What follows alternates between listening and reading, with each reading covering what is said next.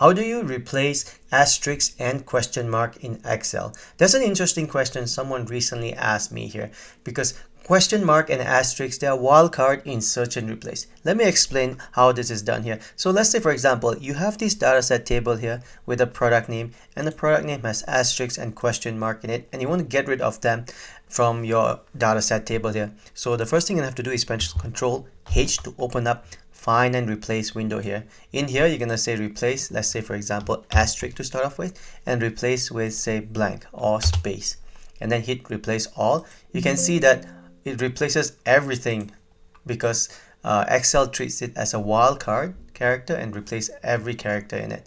Let me undo this here so I can reinstate here.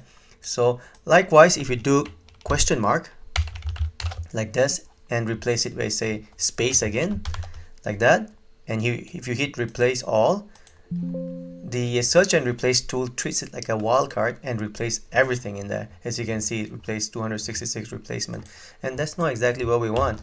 So in order to find and replace a special character like asterisk and question mark, you're gonna have to use a character before that special character. You gotta put a tilde there. What tilde does is that it treats the question mark as a literal character, as in a sense that it treats it like a character itself, not as a special character. So now if you hit replace all and you're replacing with a space here like this, and you replace all, you can see that it made 10 replacement, and you can see all the question marks are gone.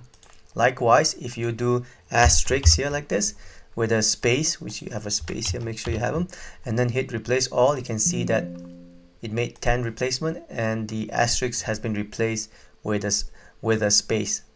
Likewise, if you have a special character tilde here like this on your data set and you want to replace it with a space, you're gonna have to put tilde, which means the first tilde makes it into a literal character, and then after that replace it with a space, and hit replace all. You can see it made 2 replacement here, and then job done.